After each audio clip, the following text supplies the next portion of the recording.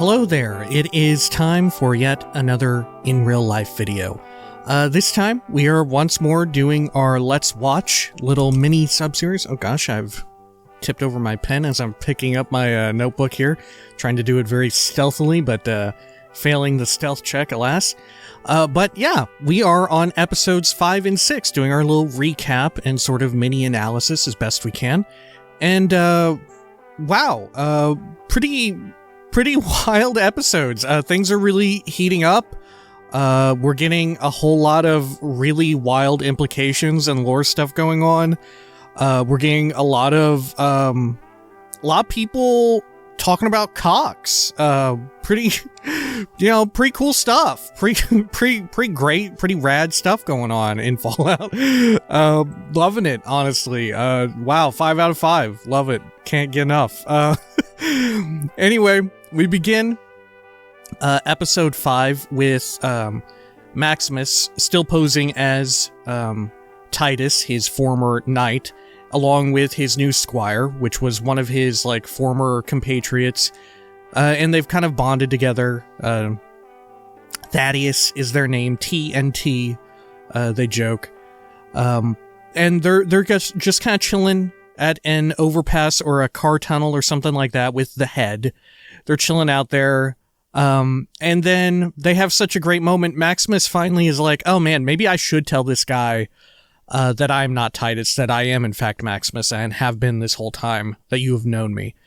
And Maximus kind of picks probably the worst time to do it, which is right after Thaddeus asks him, hey, could you actually brand me? Hey man, could you maybe, put your power armored fist inside of this brazier, this barrel that we've lit a fire to stay warm at night?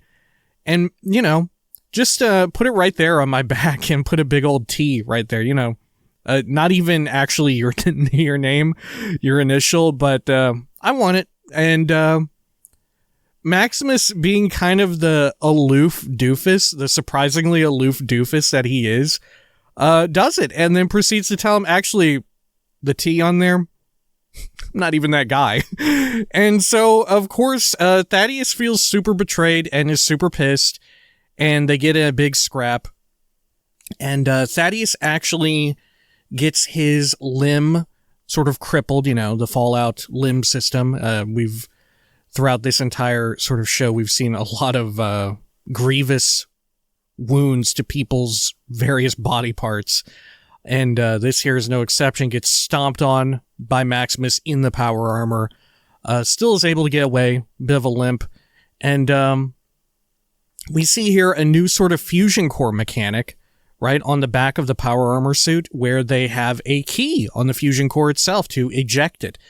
And the squire has access to this key and sort of removes the fusion core, trapping Maximus inside of the power armor, right? Which, of course, is not a mechanic in the game.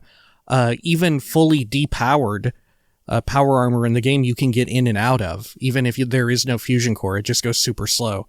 Which, of course, you could read that as just a game mechanic or whatever, right? Just to make it simpler, sort of saving the game, or VATS, I wonder if VATS will be made into this kind of canon, or will exist only as a video game mechanic. I'm super duper curious about that. I mean, I guess you could interpret anytime someone with a Pip-Boy pulls off a crack shot at someone's limb specifically, you could interpret that as them utilizing VATS, right? But nonetheless, Maximus is stuck there for a long time. Rad roaches show up. They're starting to get in there. We have moments of vulnerability for Maximus. Actually, some really good Maximus stuff in these 2 episodes. I've become very, very endeared to Maximus. For me, up until this point, Maximus was kind of the weaker link of our 3 main protagonists, in that I didn't really have anything terribly endearing about him. Right? And I think that's intentional because, like we had said so much about his background and stuff, we know he's the protagonist that we know the least about. Whenever we're learning stuff and Maximus is on screen, up until now, it has been mostly we're actually learning about the Brotherhood, not Maximus. But nonetheless, Lucy eventually shows up because she has, of course, on her Pip-Boy a tracker, which she placed inside of the head, and she tracks down the head, finds the head there along with Maximus. Well, I don't think so. Yeah, because the Squire takes the head, right? Yeah, the Squire takes the head. But still, following the trail is, of course, led to Maximus, who is inside of the armor. She fends off the rad roaches, gets Maximus out of there, and they sort of form like an uneasy alliance, made even more uneasy by the fact that, for whatever reason, perhaps because it is deliberate deception, right? Meant to be non-trusting, or perhaps it is that Maximus, I get the feeling Maximus is trying to like live up to certain ideals of the Brotherhood, right? He has this idealized version of the Brotherhood that does not exist, and I think he is aware that it does not exist, right? And in fact, I think he holds it against the Brotherhood, right? Like, I think he has joined, and actually, we'll get into this more later, right? Very, very much in this episode, a lot of, like, stuff comes to light. But I think he potentially lies to Lucy about his identity because he wants to be this sort of other version, right? He wants to be a different person other than who he considers Maximus, right? He doesn't want to be Titus exactly, who was like a massive a-hole, but he wants to be like the idealized version of the Brotherhood Knight or Paladin that does genuinely. He wants to be a Brotherhood Knight serving under Elder Lions, right? Under the Lions Pride on the East Coast, Washington, D.C. area, who were by far the most like generous and kind Brotherhood chapter in, I think, perhaps all of Fallout. Even in 76, where you're given kind of a choice of how to play things out, you are given a choice, right? You can run things not run things, but you can sort of go down that quest line very differently, depending on which sort of ideology you want your character to follow. And there's very little choice in the Fallout 3 main story, if I remember correctly. Like, you can still be evil, but no matter what, Lion's Pride is mostly out there doing good, and they'll chastise you if you're kind of evil about it, is my recollection. But nonetheless, like I said, he has this idealized version that he wants to go for, and he's trying to make it happen. Anyway, we're eventually going back again to Lucy's brother Norm, who for all intents and purposes is like a quadrary character, right? A quadrary main protagonist, I would say, because we see so much of him and Vault 33 and their sort of investigation into, from their perspective at least, what's going on with their vault and Vault Tech, right? But they were trying to enter Vault 31 once more after the raiders poured out from there. We then flip back to Maximus and Lucy, right? Lying about his identity. And we learn that, and they're very much building up to this in this episode, I feel. There's a weird moment wherein Lucy says something along the lines of, well, it's been 200 years or so since the bombs fell, right? And Maximus says, well, that's not true, or something like that. He says something like, nah, the bombs fell when I was a kid, right? Which, of course, Maximus is seemingly a regular human being who ages at a regular rate. So he would be off by a couple hundred years or so. But I think that is chalked up to what the enormous lore bomb that is about to go off. And as well, Maximus actually being kind of, like I said, a bit of an aloof, kind of fish out of water, right? He is, like we said, this is the biggest character development that I did not expect, is that Maximus is actually more of a fish out of water than even Lucy, right? Because Lucy operates, like we had said, with this sort of unearned confidence, this kind of happy-go-lucky vibe, right? Which is very frequently challenged a whole lot. But up till she continues to maintain her like positive, upbeat vibe. At worst, it seems as if she just tempers it with more caution, right? She becomes more cautious rather than just like jumping in head first into all sorts of potential danger. But yeah, very interesting stuff with Maximus. We get to see, I believe we see another little flashback of him as a kid, the same one that we've been seeing slowly more seconds of. And they eventually come to, oh no, wait. We have like a fun little scene in Vault 33 as the election time is nearing. It's very much made to seem as if they have some sort of democratic version of meritocracy, like very much meant to, I think, evoke American politics in that, oh, you're voting for this person because you think that they deserve this role. You think they have the merit to stand here and have this role or whatever. But, of course, also, you know, you get some Fallout satirizing going on, wherein it is seemingly revealed that every single overseer for Vault 33 has actually been a dweller who, like, inter-vault exchanged from Vault 31. Very mysteriously.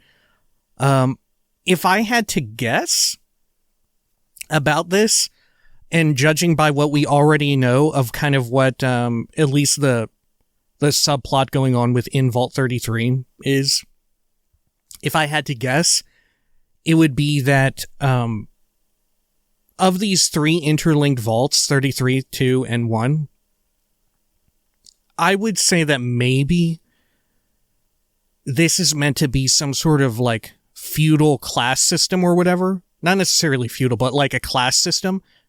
The social experiment is meant to sort of have it to where it's like, oh, people from, like, Vault 33 are your roughly middle class equivalent, right? People who are in the current vault that got really screwed up in 32, where the Raiders came from. Yeah, my bad. Earlier I misspoke, saying that it was 31. We have no idea what is in 31. 32, potentially the lower class, right? Like a microcosm of that. And what happened there, I'm not sure. Maybe they had like limited resources or something that sort of stymied their own productivity, which is why their crops failed at a certain point.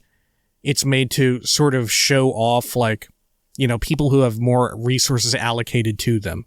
Ergo sort of creating like a class system within these three interlinked vaults.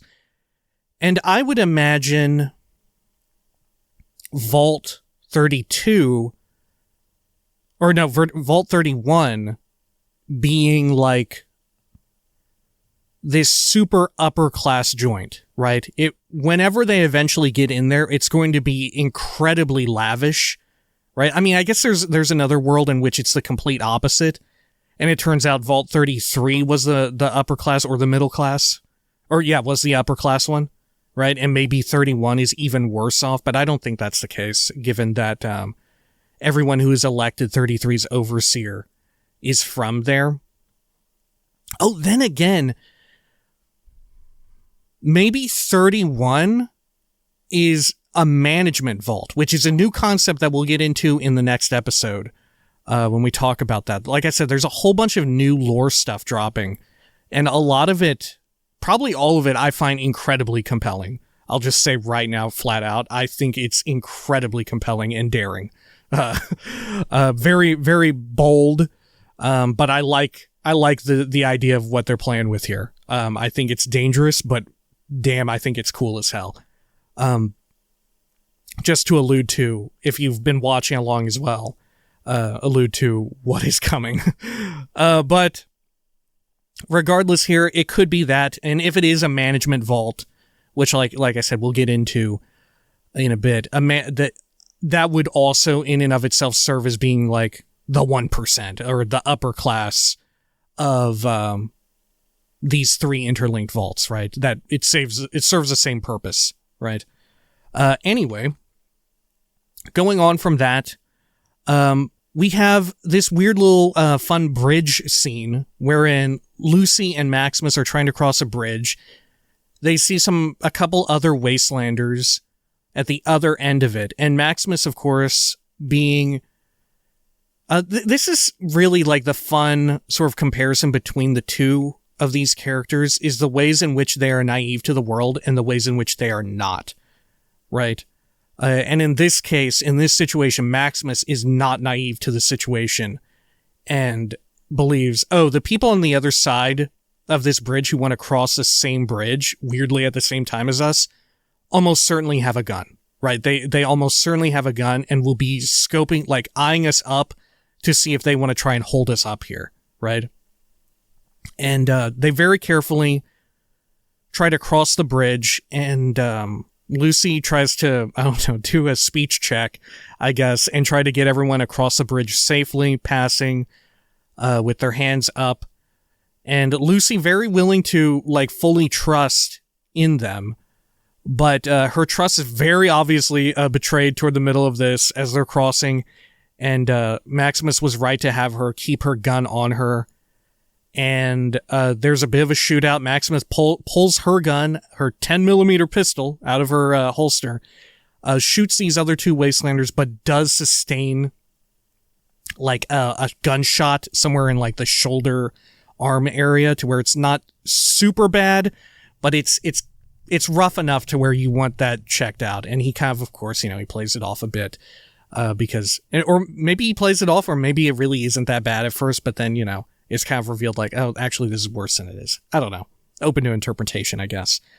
Other weird stuff, we keep flicking back and forth between Lucy and Maximus. I don't believe there's any of the ghoul here in this episode whatsoever, I think.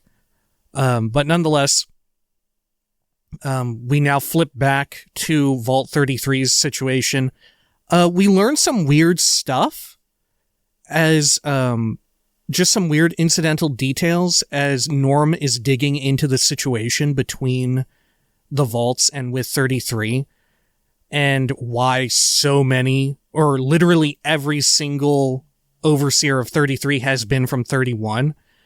And his friend, Mr. Handsome, God, what is his name? It's Chester. It's Chester. Chester is his name. They have very... mismatched names, right? From what you would guess of someone with those names, right? You would expect Norm to be, I don't know. It's their physicality of these 2 actors is excellent, right? In these scenes. I mean, they're not doing anything especially wild, but, Norm, Lucy's brother, is like very clearly in short king status, and Chester is very clearly in like tall king status, right? When these 2 stand together, Norm is like at the height of Chester's pecs. It is really wild. But of course, it works so well, right? If anything, I could very easily see people shipping these 2, and frankly, maybe I'm among them. maybe it's me, right? But Chester has this very sort of, typical of a vault dweller, as depicted in the show. This very sort of naive, golden retriever energy, and Norm has this very sort of clever, cunning energy about him, right? Wherein he is very much interested in digging into stuff and perhaps challenging the status quo. But that is neither here nor there, because we find out that also weird little tidbit that stood out that they definitely want us to be making light of. And it definitely seems like there's going to be a big reveal about this down the road. Everyone in Vault 33 prefers Jell-O cake to apple pie. What is Jell-O cake? What is in the Jell-O cake? Is there something in it? What is going on with that? Right? That 100% seems like setup for something that will be revealed later. Very weird, very wild. Anyway. Like I said, it feels very weird. There's situations going on with the various 3 vaults. Only 31s are elected. We flip back to Lucy and Maximus posing as Titus. Although, and right, to be clear, although Maximus has revealed like his face to Lucy, he has gone on to say that he is Titus, right? Like I was saying, he has claimed this name, right? He is trying to force this ideal upon the name. Regardless, they go up to another part of this town that they've been sort of making their way through, and it is revealed that this place is Shady Sands. And there is a fairly, like, newish post-war billboard for it or something, like made after the war, I think. And it says on there that 34,000 plus people, a little over 34,000 people live there. There's a moment where Lucy is super surprised by this. And as we're getting that, they very rapidly move into this enormous reveal that, yes, this is Shady Sands. We've known that Shady Sands is in this. And sitting where Shady Sands should be is an enormous crater where a gigantic atomic bomb totally blew the entire place up, right? I have to guess that, well, okay, reason why I would say this is because shortly after this, Maximus says Lucy says something like, "Oh, do you think anyone survived this enormous blast site, right? This humongous still irradiated crater." And Maximus says, "Yeah, I did."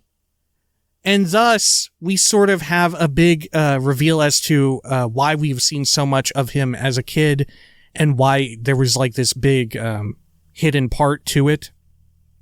And I bet they would show more of it, right? I could see them showing more of it, but by now, we can very easily divine sort of what is going on here. It very much seems like Maximus survived Shady Sands being bombed by perhaps the Brotherhood of Steel, right? Is that the case? Is that what I am to read from this? That it was the Brotherhood who bombed Shady Sands in some sort of attack, right? Is that what's up? Otherwise, why is the Brotherhood there on the scene? Unless they saw the atomic blast go off and were completely unaware that it would go off, right? They were unaware of this sort of move happening in the wasteland. They showed up to look for survivors and found Maximus in the refrigerator. Either are possible. If I had to commit to one just for fun, right, I would say that it was the Brotherhood, and Maximus sort of lays at the feet Maximus sort of thinks that the Brotherhood is responsible for what happened to Shady Sands and his entire life there, right?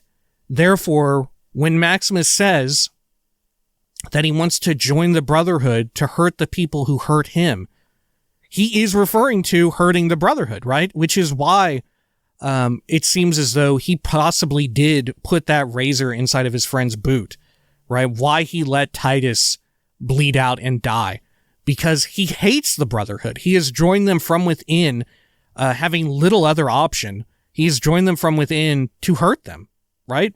I think that is absolutely a read of the situation.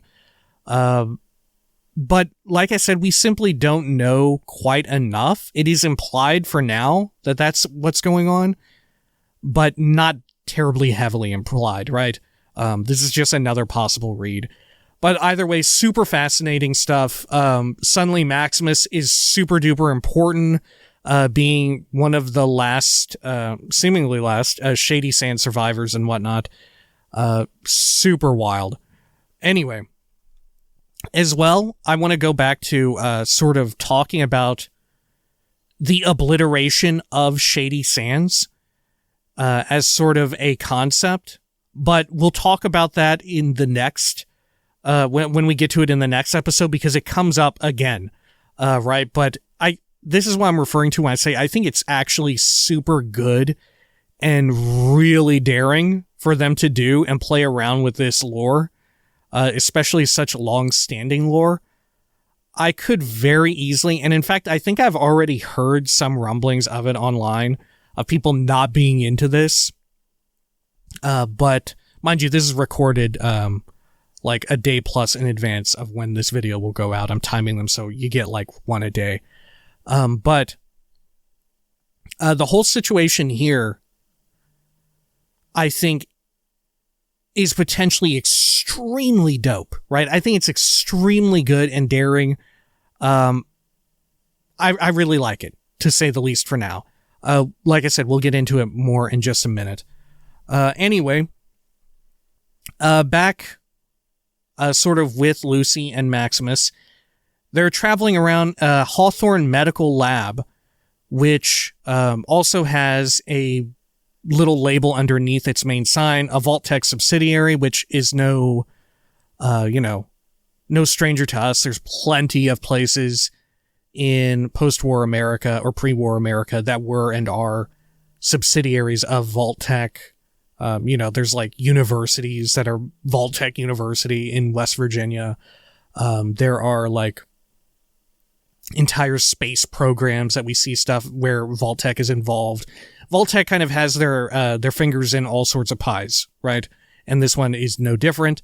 And of course, as is rapidly revealed in the next episode, toward the beginning, as is often the case with these subsidiaries, there's a vault there, right? This medical lab has a secret vault hidden underneath it, and it is Vault 4. But toward the end of this episode, we just see them captured sort of out of nowhere. They're like sucked down a pneumatic tube or something like that. A trap door opens. There's a false door, stuff like that. Very neat, very cool. We also hear,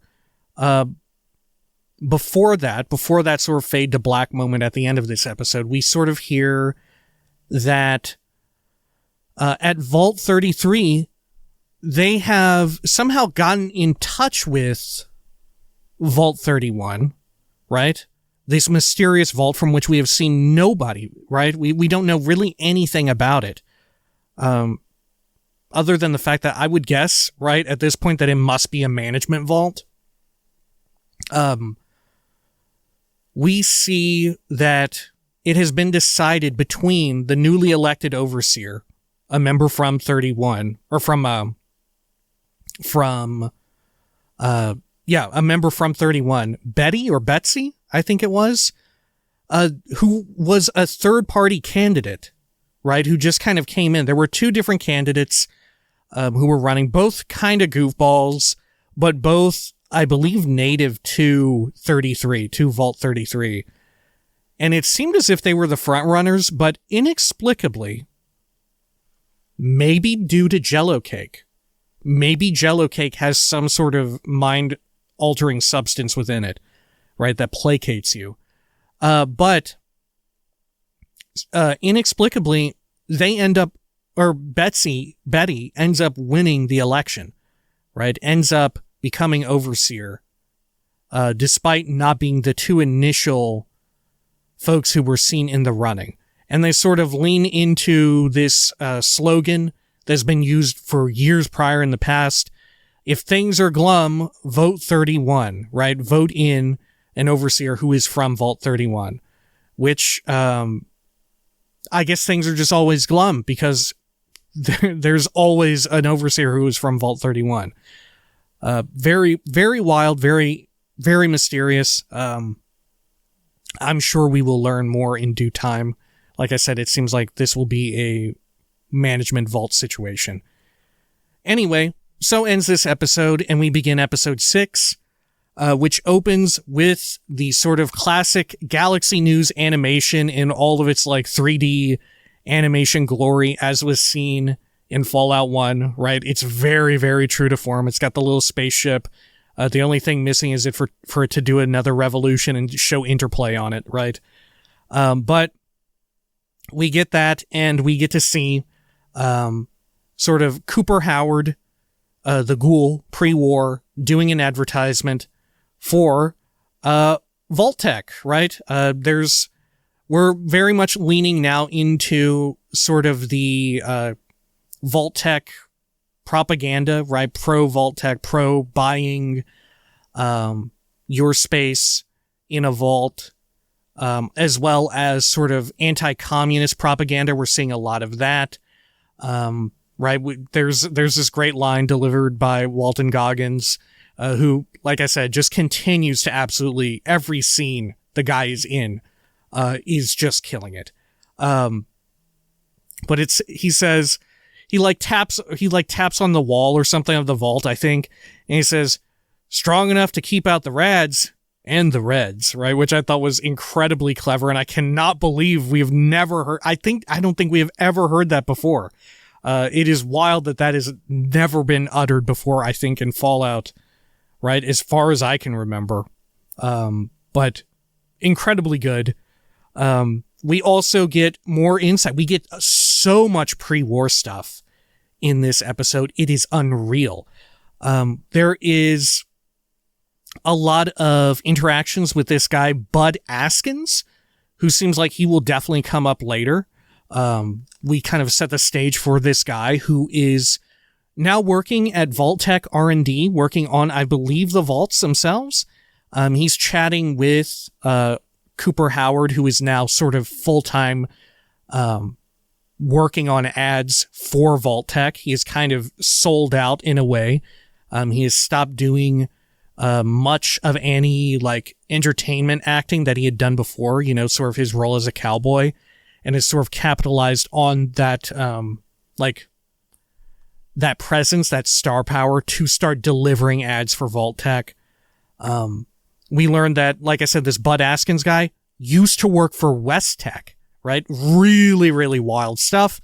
Of course, if you know, especially on the West Coast, West-Tec directly responsible for the development of the forced evolutionary virus, what it is that created supermutants. And it is even alluded to by virtue of this Bud Askins guy saying oh yeah, I do weapons. We're a military, or West-Tec was a military contractor. I worked in weapons R&D or something like that before I got hired out by Vault-Tec to start doing R&D for them, working on the vaults and stuff. It's good stuff, just typical office speak and stuff, sort of being personable with Cooper Howard. But very fascinating stuff. We learn more as well. Cooper in conversation with this Bud Askins guy, I believe. Or maybe it's with his friend. I can't remember. But either way, we learn more backstory of Cooper's military background. He was apparently fighting the Chinese in Alaska, right? He was at... We don't know if it was Anchorage or whatever. I doubt it. But at the very least, he played... He is a veteran from the Alaskan and perhaps Canadian annexation, right? He definitely, that conflict, he's present there. I don't know, maybe not the annexation. We don't know exactly. What he does mention is that he was in Alaska fighting the Reds, right? We know that for certain. There's a few ways that could go. Very fascinating stuff. Cooper very much portrayed as this sort of former military vet. He's playing a cowboy on television. He's very much meant to be in that sort of, he's meant to be this sort of conservative, right? He's definitely portrayed as being a conservative in his pre-war time, to which end he is super into, he's very much against the communist ideology, right? And he is in some ways being exploited for being against that, right? We learn as well at a house party, I think Bud Askins' house party, he's invited to, but we learn there that there is this sort of communist red, or whatever is referred to, sweeping through Hollywood, right? Which, of course, has happened in real life before during, what's it called? Like, World War II era, right? This has happened before. It continues to happen. But very much meant to be allegorical to that. And his friend, who he's chatting with here about this, who is like making these observations and telling him all this, because Cooper Howard is the type of guy who doesn't pay attention to the news. He's just a salt of the earth kind of guy, but he just so happens to be an actor, right? He just so happens to be an actor who plays a cowboy on television, but he seems nice enough, right? Perhaps maybe a bit of the wool pulled over his eyes, but there's plenty of opportunity to explore that. Anyway, true enough, Matt Berry is in this, and in the pre-war scenes, Matt Berry is remarking like, yeah, I sold out my voice to General Atomics. They bought the rights to my voice for relative to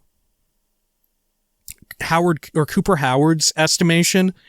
Cooper Howard estimates that he sold out his voice, the rights to his voice, on these robots, on Mr. Handy robots, right? On the Codsworth model specifically. It is him. It is Matt Berry. He says, oh, you must have got like 10 million for that, right? Which he definitely did not. He got like 1% of that. He got like 118,000, I think, for completely selling out his the rights to his voice in perpetuity, which 10 million may sound like quite a bit for such a thing. For just like a sort of actor in this way, right? However, we need to consider as well the economic situation in Fallout, in pre-war Fallout. So, 10 million-ish is kind of reasonable. That sounds about right for this kind of thing. And if anything, it makes it seem like the 100 grand or whatever that he did get is absolute chump change and got completely screwed over even more than is apparent. Right. But, they have a fantastic scene together.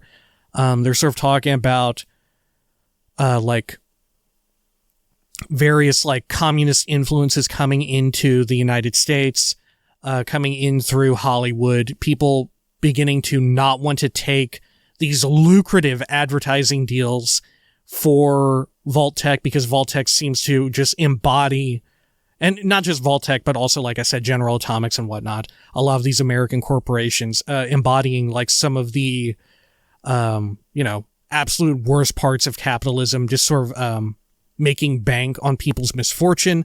There's, a great line here wherein they're talking about, they're talking about Hollywood going red.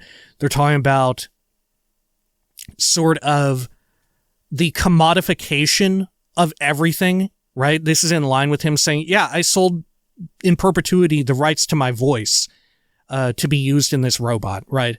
Everything is a commodity. Everything is a product. The end of the world is a product, right? And true enough, for Vault-Tec, that's very much the case. They're selling you on the idea of the end of the world, because if not, there is no value to their vaults, right? Why would someone want to buy a vault if there's no seemingly real-ass danger to the end of the world, right? So they're sort of building up the fear and the division between these global powers and sort of stoking they're fear-mongering, right? They're fear-mongering in order to sell a product, right? Which, we do that all the time in the United States, true enough. Just not quite yet to this degree, but make no mistake, when stuff starts popping off in the United States, there's certain events that occur where gun sales skyrocket, right? The sale of weapons, firearms, and ammunition 100% go up. There's no shortage of stuff like that wherein American citizens will get scared into buying something that will help them feel safe, right? this absolutely happens. This is a very real phenomenon. Anyway, we sort of get all of that. Very great conversation, very great scene with the two of them. Right. Let's see. Anything I've missed here? He's the voice, the Mr. Handy voice. Yep. And, oh, right. So then we flip back to current day where, this minor faction, I don't know, referring to themselves as, very misspelled, right? And they seem fairly small time, but they refer to themselves as the government. And they have abducted Cooper Howard. And they're sort of making him answer for what went on at the Super Duper Mart after it's been all shot up and cleared out. Evidently that was under their protection and they want something.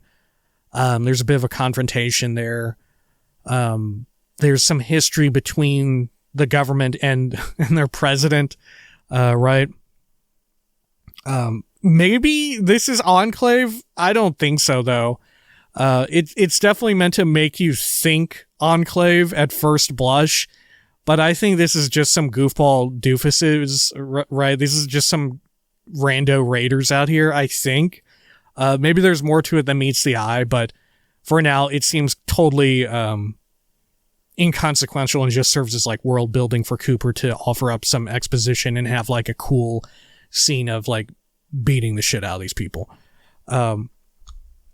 Anyway, we flip back then to Lucy and Max in Vault 4, and it turns out that Vault 4 is actually filled with survivors from Shady Sands, weirdly enough. There is a very weird, mysterious air as to what is going on in Vault 4, the first reveal of which is the implication and the reveal that, yeah, this is seemingly all other survivors from Shady Sands. Max, of course, is initially very distrusting of this, and Lucy very trusting of it. And by the end of this, we'll see those two sort of perspectives swapped around, which, you know, with having multiple main protagonists, you know, this is fair game. This is something that we'll see a bunch of and have already seen a bunch of, right? It's the juxtaposition of them all being together that is very enjoyable. Anyway, like I said, we get a lot of mentions of cocks. There's some really crass cock jokes here, wherein, like I said, we sort of have the tables turn. Maximus is now the fish out of water. He doesn't really know anything about sex at all. He says, Lucy is like, man, do you want to bang? Do you want to get it on? I think you're kind of hot. Maybe we should bang. You want to have sex? And he's like, you mean use my cock? And it's like he doesn't know anything at all about like fucking whatsoever. Like he scarcely knows a single thing. I don't know. Is the Brotherhood of Steel like a celibate order? Based on how they're portrayed here, I would believe it, right? I don't know for certain whether or not they are going back, right? I think they are, right? I think they are confirmed a celibate order, right? I'm not sure about it, right? Because we don't ever see any like children, do we, within Brotherhood bunkers, other than like squires themselves. Which I'm not sure. Where do they come from? Where do the children squires come from? Are they just taken from other settlements and stuff? I can't remember. This stuff definitely exists within the lore. I just can't remember it.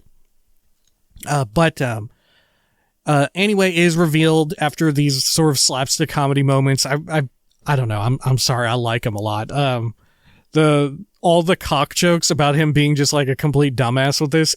I thought it was really funny. But it's revealed that they are meant to be like test subjects. The camera pans out. They're talking in a room labeled test subjects. Lucy and Max are. We start to see more weird stuff going on. There's a dude who is just straight up a Cyclops. It's the guy from one of the early trailers. We see all the mutation stuff. Initially, when that trailer first aired, we sort of thought that this was all in Lucy's vault. That is not the case at all. This is all in Vault 4, all the mutations. Seemingly everyone or near everyone in Vault 4 is mutated except for this, like, I don't know, taller, willowy, like, I don't know, goth woman, right? Who seems to be a prominent figure there. But she, for whatever reason, does not seem to have any type of visible mutation, unlike damn near everyone else in here. But they are fairly kind to them. So far, despite a lot of uneasy symbolism and like winks and nods at them being sort of screwed up, they're very nice to them. Feels very, like Hansel and Gretel inside the witch's cabin or whatever. We flash back once more. We're going to pre-war Cooper, finding out that, Vault-Tec ads are extremely lucrative. I believe it said that Cooper is just straight up making more money from Vault-Tec ads than he ever was doing acting, which I think we could reasonably believe that. Well, no, Cooper was an accomplished actor as well, right? We see plenty of posters of his past works, right? It seems like he was an accomplished actor. So yeah, that's just how much they're paying out. We learn about like, let's see, what do they? Yeah, a fiduciary responsibility, wherein we're talking with Cooper's friend Charlie, who is just straight up a communist living in the United States. Sort of, if you had seen Oppenheimer recently, right? I have to wonder if they talked about stuff like this, and this is where they sort of got inspiration from one another, the two Nolan brothers, right? Because I could not help but, in knowing that they're related, I could not help but think of sort of the communist scenes from Oppenheimer and their sort of like clandestine activities, so to speak. But very much going on here with Charlie, Cooper's friend, who Cooper was like, come on, man, you're a communist now? You were never about that. I'm just a red-blooded American and stuff like that, right? That old chestnut. But we come to learn more about a whole bunch of it from Cooper's friend Charlie. Charlie delivering like loads of really wild exposition, really wild pre-war lore. We learn a whole bunch about Cooper's wife as well, who has now gotten involved in Vault-Tec. It's referred to at one point as Cooper got into the business, but it's so lucrative, it may as well now be the family business, because his wife now also works for like Vault-Tec marketing, I think. And she seemingly, it is alluded to the fact that she knows from an early standpoint that she knows about the vault situation and the weird social experiments. It's heavily implied that she knows what's going on. And this is sort of sowing seeds of distrust between the two of them. Because of course we know from the very first episode that he is divorced when the bombs fall, as he is looking after his daughter at the party. But nonetheless, like I said, we have all this stuff with Charlie, who's just openly saying that, yeah, Vault-Tec seems completely scuffed. They have a fiduciary responsibility to their investors and stuff to sort of, like we had said, drive up value, make it to where vaults, they've been contracted out by the United States military, by the United States government, to build these safety bunkers because, this kind of thing, I guess if you're unfamiliar with the United States, we do this a lot, wherein, damn, we don't mix church and state, but we sure as hell do mix state and, civic services, right? We do this like with healthcare is probably one of the bigger ones that we do it with, right? Tons of allegories here to real life situations and politics in the United States. The ways in which we sort of have private healthcare, we don't have any form of government run version of it. Fiduciary responsibility is talked about in that regard. We have private weapons manufacturers, and in this case, Vault-Tec is kind of, they have their fingers in a lot of different pies, but predominantly in civil defense, in the construction of these vaults. But they are a private, or they're a company all to their own. They have investors and whatnot. They have to drive up the value proposition and make sales. They have to get the numbers on the graph have to go up. So they have a fiduciary responsibility, like we had said, to keep people wanting these vaults, to keep raising the value, the like sort of cost proposition of the vaults, right? it's good business if people are afraid of atomic war. If people are terrified that they're going to get their shit wrecked, it's great news for Vault-Tec because more people are going to buy fucking vaults and shit like that and get fear-mongered into buying this, right? It's great for them. Charlie's friend, or Cooper's friend Charlie, super duper great, given just pouring out loads and loads of lore and exposition, sort of great, like critical analysis of the state of the world, of, you know, when Fallout is operating at its very best, when it's critical of stuff like this. It seems as though Charlie begins to, radicalize Cooper as well, right? It seems very much like, Charlie has not, decided like, Cooper, you're a lost cause, but more so is like, Cooper, you know, we're good friends. You may be, fucking Clint Eastwood, but you know what? I can fix you, Cooper. And he seemingly does. Hell yes, Cooper seems to be on fucking board, baby. Cooper is ready to go out to like a secret clandestine, communist meeting somewhere in broad daylight. We don't know exactly where, do we? It's some sort of like very officious looking building. I think where like a burial site, like a war memorial or whatever, right? But either way, Cooper seemingly going down the pipeline, as it were. We also have another scene with Cooper who, we have world building as well by way of posters and stuff like that, as well as like a pet that Cooper loves dogs. Cooper is super duper into dogs.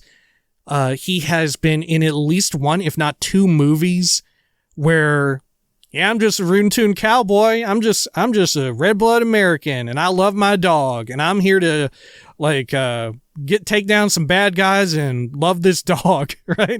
And it's fucking fantastic, the characterization on display, and of course all of the actors, especially Walton Goggins, are knocking it out of the fucking park.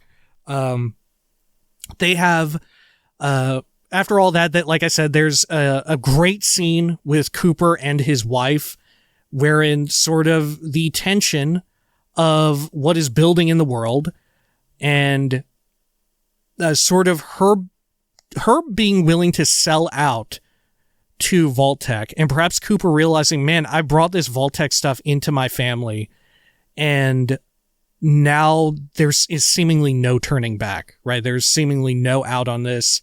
My wife is fully invested into their situation. She is sold out. She is super duper into it. She knows of these management vaults, right? Management vaults are vaults that oversee other vaults. She's been fear-mongered into this situation, right? She is also so deep in Vault-Tec to where she knows of management vaults, which oversee other entire vaults, right? Not just an overseer situation, but vaults overseeing other vaults, right? To sort of examine their experiments, which I think we have seen evidence of this as well, not just amid overseers, but I think this kind of roughly existed within the games. I don't think this is like necessarily brand spanking new. I just don't think it was referred to as such. I can't remember. I cannot remember for the life of me. But either way, Cooper sort of brings up like I don't know, he uses his love of dogs as a basis to argue with his wife about, Vault-Tec, right? This is sort of his like, straw that broke the camel's back, as it were, wherein he is bringing up, Vault-Tec doesn't allow dogs in the vaults. There's no dogs allowed. Well, what if who says who, right? He brings up, and she says, it's just the policy, right? And she's speaking very corporate to Cooper, and it is very much rubbing him the wrong way. And he's very much realizing, like, after he's spoken with his friend Charlie, like, oh my gosh, I've invited this nightmare into my house, and it has like, compromised my wife in this way. Everything is unwell with the world, and he's starting to have self-doubts, and he's like, man, am I responsible for a lot of this? Plus, I'm doing advertising, right? This plays back to earlier, how he seemingly hates what he did with Vault-Tec, why he won't do his, like, iconic thumbs up. Dude fucking hates it. You can very much see this burden building on him, where he feels like this responsibility. Sure, I'm just like a cowboy television actor or film actor or whatever, but I literally hawked this shit for Vault-Tec because the money was good, right? I sold out, and he feels that burden. Very good shit. We hear as well Bakersfield name drop. I don't think it's particularly relevant, but during their argument, the two of them, Cooper and his wife, she mentions, what other option would you have? Something along those lines. What would you have us do? Me, yourself, and your daughter. What would you have us do other than go into one of these vaults, which are safe? Would you have us hide out in some ranch in Bakersfield? Right? Very fun. More name drops for more stuff from classic Fallout. Very much love it. Like I said, this very much seems like a case of someone who is, that being Cooper, who is somewhat a conservative, perhaps too little too late, being pulled over to the other side, as it were, right? Very, very good stuff, I think. Anyway, we flip back to Lucy and Maximus in the vault. Lucy is sort of discovering how not every vault is run the same. I guess she was under the impression that more vaults were ran like 33 were, and that is definitely not the case with 4. The overseer of Vault 4 is kind of like a weird asshole, and it is very much meant to be, I think, riffing on these like really shitty types of comedians. It feels like I can't help but be reminded of a oh my gosh, what is his name? Not Tim Horton. Tim from Tim and Eric. Oh my God, what is his last name? But he had this great comedy stand-up thing where he pretends to be like this, I don't know, shitty conservative comedian, where he like slicks back his hair and he wears like a black leather jacket and stuff, and he's like clowning on him, pretending to tell jokes like that. This very much feels like they're leaning into the same thing with this bit here with the overseer of Vault 4, wherein the Vault 4 overseer is like, oh yeah, these people are Shady Sands, they just couldn't take a joke. And then Lucy was, what was the joke? He was like, yeah, they were just so offended. The joke that I was telling turned out to be a huge bomb, right? And of course, right, everyone from Shady Sands subjected to a huge bomb, right? Just incredible. The show is so surprisingly funny, and it pulls it off really well, like 95% of the time. There are so few jokes that miss for me, I feel. But yeah, very cool stuff. Lucy beginning to be disillusioned with Vault life, beginning to see like, oh man, maybe this is kind of screwed up. Meanwhile, Maximus, conversely, is getting very much into Vault life. He's starting to uncover comforts that he has never known before, getting like the big welcome basket to his little Vault dweller space, his like room or whatever. He's got like television, running water, he can take a shower, he's got like sugar bombs, got caviar, all sorts of amazing stuff. And we get little bits of him like relaxing and chilling out and sort of like having his own sort of weird fish out of water experiences, right? And then we go into another wild area, right, with Lucy, wherein Lucy is sort of exploring around the vault, being reminded of her early days as well in Vault 33. She goes to a classroom, and on the board, on the blackboard, or I think it's a blue board, right? You know, Vault-Tec colors. There is this sort of timeline remembering Shady Sands. In there, she also sees an NCR flag and the I think the Fallout theme as it appeared in Fallout 4 plays whenever she looks at the flag. Unmistakable. It might be the Fallout 3 theme though, but no, I think it's almost certainly the 4 one. But we sort of get this big moment where she looks over the history of Shady Sands. I believe I've heard people taking up umbrage with this scene, and I think it's completely uncalled for. If I haven't looked into much about it, I've only just heard like rough rumblings about it, because of course I don't want to read into it and get like potentially spoiled on what's going on, because I still have yet to see the last 2 episodes. But suffice it to say, this blue board in the classroom says at the top, I've wrote down everything about it. It says, Our History, The Rise and Fall of Shady Sands. And it has first part of the timeline, 2142, Shady Sands founded, 2189, and then arrow pointing toward it, New California Republic created, 2198, Shady Sands, and of course, 2189, I went and checked some of this. All of this stuff kind of cross-checked with the official timeline to sort of make sure where things, like, add up. And true enough, yeah, New California Republic created, officially voted into, being in Fallout 2. It's referred to, I think. No. I actually have it written down here. It's officially, called in the Fallout New Vegas official guide that it is 2189 when the NCR is voted into reality to be formally created. 2198, Shady Sands becomes the capital of the NCR. 2241, which is also the year that Fallout 2 starts. NCR, 2241, NCR becomes the largest economic and political power in California. And then 2272, a year in which a ton of Fallout stuff happens, a very important year in Fallout, is the fall of Shady Sands. This is, of course, the year that Fallout 3 begins and ends. The main story of Fallout 3 all takes place within this year, 2277. But also, I went and checked, and on the West Coast, things of note that happen at this time, around the time that Shady Sands is falling. And I think this is some stuff that people have umbrage of. There's some people conflating Shady Sands with being the entirety of the NCR, and stuff like that. And I don't think that is the case. And even if it were the case, I'm kind of down with it. But either way, events coinciding with this, with the fall of Shady Sands, which this is completely new and wild lore.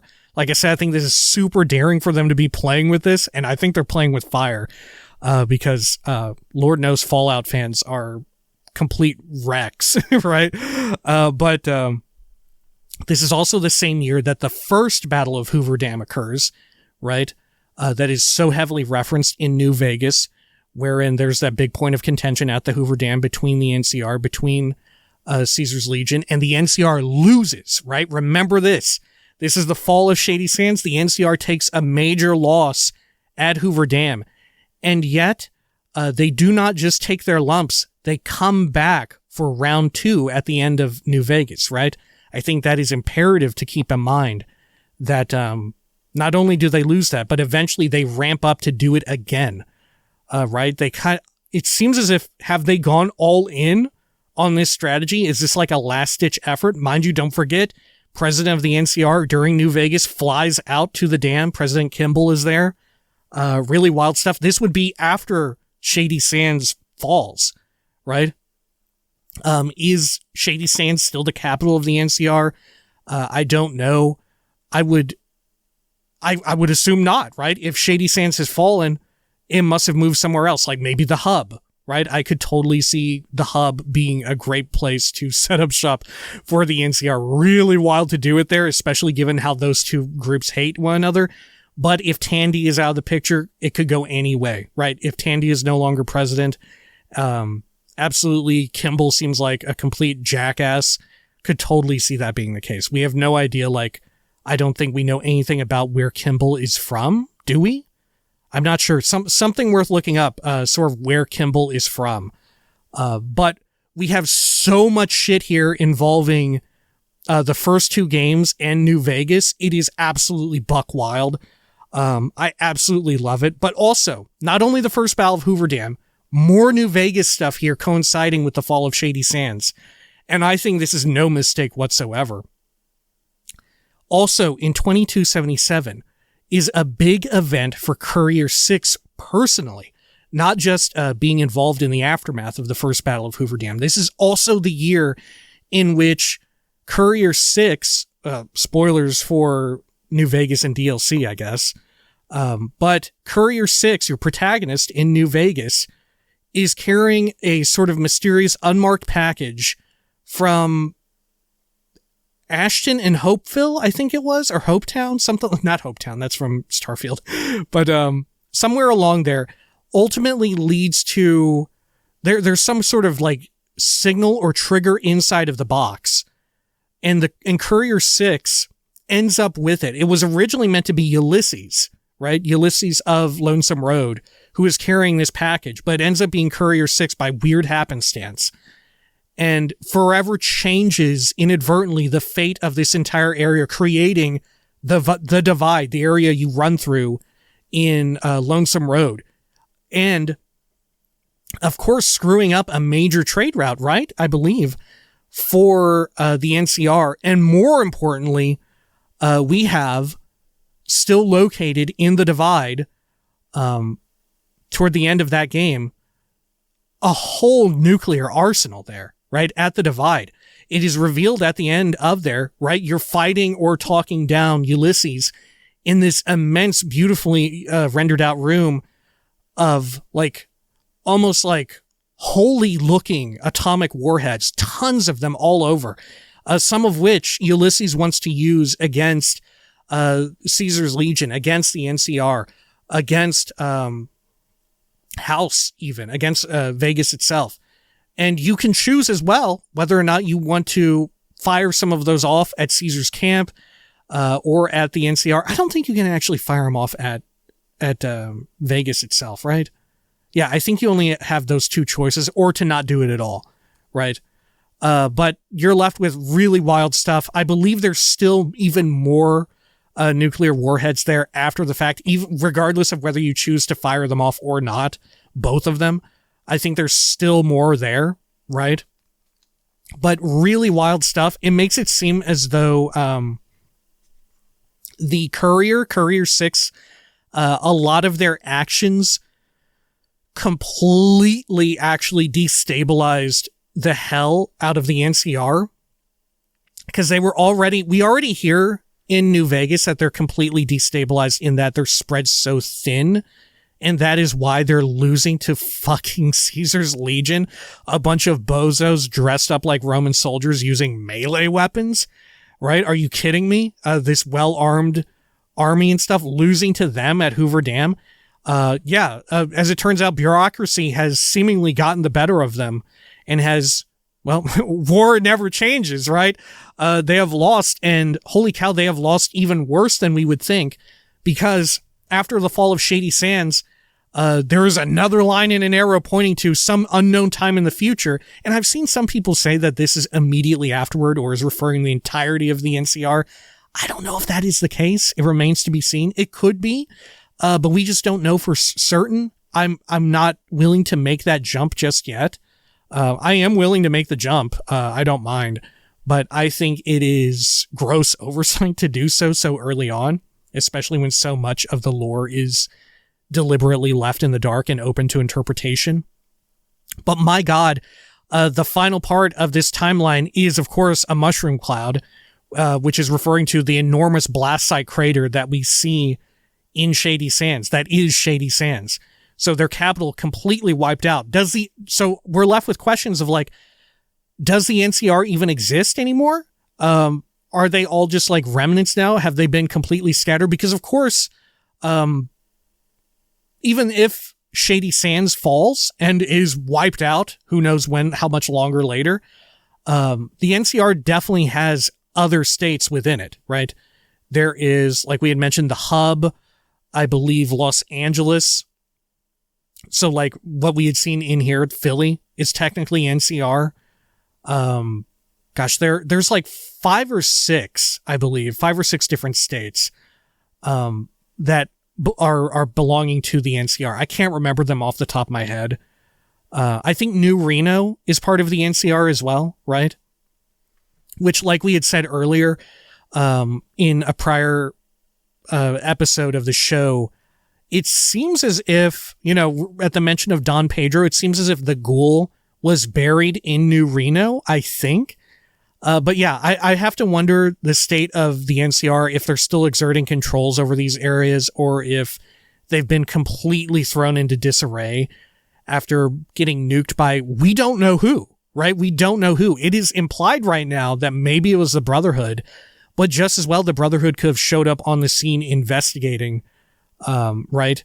Lord knows the Brotherhood would want to take out the NCR, but I feel like using a nuclear weapon against them kind of goes against their modus operandi of preventing nuclear weapon use, right? They want to avoid that at all costs and, typically go really very, very far to stop that. So I don't know. In thinking about it, I'm hesitant to say that it is the Brotherhood, but just as well, we don't really know to what lengths they're willing to go, because clearly if that is the Pridwin here in the West Coast, and this is Elder Maxon's Brotherhood of Steel, obviously Elder Maxon was willing to nuke the Institute, right? Am I correct in that? I did not do the Brotherhood of Steel ending, but I'm pretty sure he's willing to do that, right? And certainly they make use of high-tech weapons themselves, right? So yeah, you know what? It's within the realm of possibility that it is them who blew up Shady Sands. They have plenty of reason to hate the NCR after the NCR completely stomped on their dicks at Helios 1, I believe it was, in the Mojave. Really cool shit with this. I wonder if we're going to get more about it in the next 2 episodes. But really wild and cool, I think. Some people are saying that this retcon stuff, I really don't think so at all, right? The rumblings that I've heard is that it retcons all of the first 2 CRPGs and New Vegas. I don't know where people are getting this, because I'm completely reading it as if this is just going forward with that storyline, right? This is pushing it forward another step. I guess there could be minutia that is retcon, but as far as I know off the top of my head, nothing needs to be retconned. You just move forward, which maybe they're just upset that their darlings have been killed. But I think that can make for fun and interesting writing, because, what's the alternative? That you just keep Shady Sands there stagnating in a state of bureaucracy bullshit, right? We had that happen, and we got to see and experience that in a cool way through New Vegas, right? This is just another way to up the ante and make things changed up in that part of the game world, or of the fictional world, as it were. So I generally think it's a super good thing that it gets blown up. But then again, I'm the same person who loves the Elder Scrolls 3 Morrowind, and I love in Skyrim, in the Dragonborn DLC, that Morrowind is completely obliterated. It's effectively nuked as well. I love that. I think that's very fun, dangerous storytelling. It excites me, right? I think if you're holding on to Shady Sands and the idea that the NCR is still operating at high strength, I think you need to let go. I think you need to let go of that and sort of, the hardest part is letting go, right? The hardest part is, right? If you like New Vegas, you got to know the hardest part is letting go, right? It's the hardest part. But this kind of shit happens a ton, even in classic Fallout, right? The jump between 1 and 2, there were things that are irrevocably changed. Sort of as well with New Vegas as well, establishing stuff in the Mojave. For example, even though it was played its hands fairly safe, you still had stuff with big changes to, or not even changes, but big developments with pre-existing factions like the Followers of the Apocalypse, like the NCR having this split with Caesar's Legion and their interactions with the tribals further out east from Nevada, or from the Vegas area, from the Mojave. You have a lot of stuff like that already exists within the lore. I think there's great possibility and potential, and it's extremely exciting, right? I would implore you to also come to the table and enjoy this great feast and bounty that could potentially exist. Sure, it could get screwed up, but all those cool stories that existed, they still exist. They're still in canon, right? As far as I know, there's no reason for, like, New Vegas isn't just written out. I've seen some people posit, I believe, that New Vegas no longer is written into the storyline or whatever, which definitely does not seem to be the case by virtue of this, right? Unless there's something else coming up in the next 2 episodes, right? And then who knows, maybe in the next one of these little videos, I'm like, wow, I guess New Vegas just never happened, right? That's entirely possible as well. Who knows what goes off in these next 2 episodes, but so far they seem to be treading very carefully and then building on top of it and making it screwed up, right? They're not afraid to screw around with that stuff. So often I feel like in Fallout fandom, people are like, man, they don't do enough with the West Coast stuff, right? They're doing stuff with it now, right? The TV show is definitely doing stuff with it. And as well, mind you, they're doing it with the TV show, right? Which has guaranteed things that happen. This was always a problem with New Vegas by virtue of it having so many branching lines of possibility, so many different endings and whatnot, with great variance between them, wherein, you know, who controls the Mojave, who controls Hoover Dam. There are so many ways in which that can go differently, and then there's so much minutia in that area that can go differently. If you were to make like a spiritual successor to New Vegas or anything on the West Coast, without having something canonically happen there, how do you get around it, right? You can't just have like a dragon break, you know? In order to play with that tool set, to play with those toys in that area, if you want to have fun with all these with your NCR army and whatnot in the area, you have to have it set up to where something definitely happens. And everything that happens in the show is canon and does happen, right? So every single game going forward from here will make reference to this, unless for whatever reason we decide to retcon the show, right? I don't know. But suffice it to say, I hope we don't, because what's going on seems super duper exciting. Yeah, super good stuff. Anyway, going back away from this little tangent, this extended tangent into Shady Sands. Like I said, I've heard a bunch of people talking about this. I don't know too much about it because I haven't like gone to click and read in because I don't want spoilers. And who knows, like I said, what awaits in the final 2 episodes. We'll see there. But so far, it's super good, I think. I think it's great. I think we should not be precious with these things and just let them sort of go on their own, right? Let it get screwed up. Let it get, like, nuke the hell out of them. It makes for interesting storytelling. Let's not play it so safe. Let's not be so precious with our darlings and whatnot. Kill them off. Let's have something cool happen. Anyway, we also get, let's see. Oh, we get more flipping back and forth between Cooper and Lucy and Maximus at the vault.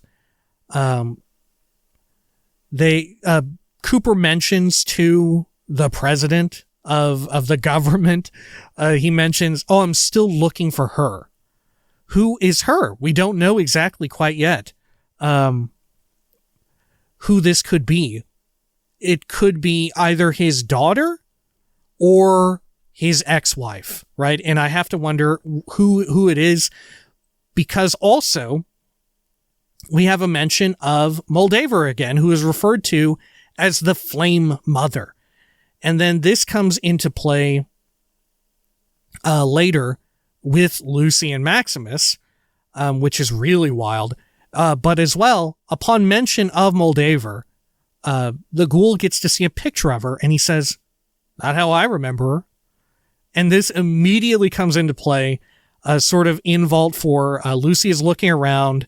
It seems as if they're like a pro Shady Sands cult. This is the living embodiment of everyone within the fandom who's like, don't leave Shady Sands alone. Don't mess with them. Leave it. The hardest part is letting go, and it's too hard for me. Right? They're like, we must take back. We'll make them pay for what they did for Shady Sands.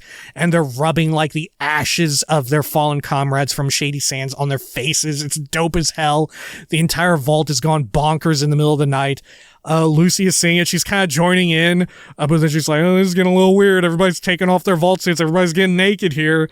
The one, like willowy woman comes out again and is sort of like chanting in front of this like great shrine, and suddenly unveiled there before us is this immaculate tapestry of Moldaver, right? Of, the Flame Mother, right? The same person, this raider leader who has captured Hank, has some interest in Hank, right?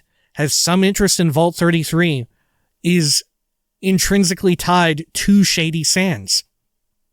Even further, we flip back to pre-war times, right? To Cooper Howard getting radicalized, joining up with this communist underground movement or whatever, chatting with Charlie. He's there to meet someone. Who does he meet? Who is revealed none other than, in pre-war times, 200 plus years prior, it's Moldaver. What? Mind you, she ain't a ghoul. How has she seemingly attained immortality? We do not know. Is this a clone? Is there some sort of anti-aging serum? Have they somehow utilized what it is within ghouls that makes you age in a weird way? We don't know, right? How wild. This would not be the first time in which someone tries to preserve themselves from pre-war time. We see this plenty of time. This is like such a common trope among the wealthy elite within Fallout's lore, right? We see this loads. It's like it happens every damn time, right?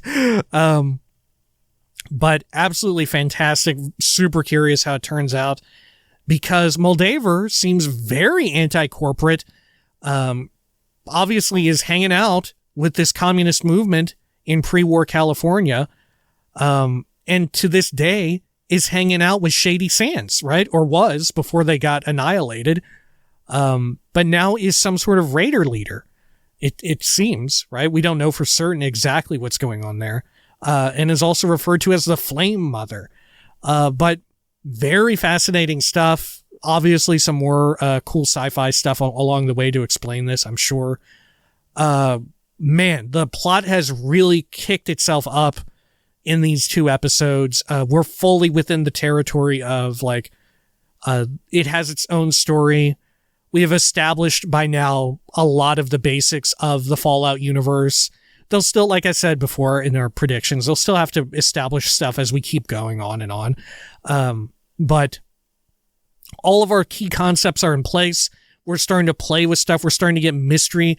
I cannot help but be remembered with how much cool mystery existed in season 1 of Westworld and sort of continued through. I never actually finished watching Westworld, but Jonathan Nolan most heavily involved in season 1. And you can very clearly see that influence here with how the mystery is being built up and whatnot. Super excited. I'm super into it. I cannot wait to see what is unveiled in these last 2 episodes. And in knowing that we only have 2 episodes left, thank goodness we already have a confirmed season 2, right? If they want to do it. The money has been allocated if they want to sign up and go for it. It has been greenlit, so to speak. Really exciting. Extreme. I could not be more in the mood to play a Fallout game than right now. It is absurd. We're gonna have to get some Fallout on this damn channel before long. Otherwise, I'm gonna lose my fucking mind. It's so good. I absolutely love it. Like I said, some people are afraid of change. I get it. I love it. When it's within fiction, I love it. Get a little scary. Let's enter a zone of uncomfort. Let's screw with some established stuff, right? It's been sitting there stagnating for how long? Let's turn it upside down, baby. Let's turn it upside down. I cannot wait. We've got one more of these watch-alongs, of these Let's Watches. This was by far the longest one. I don't know, depending on what pops off in the next 2 episodes, the next one could be even longer, dude. I don't know. Until next time, please take care of each other.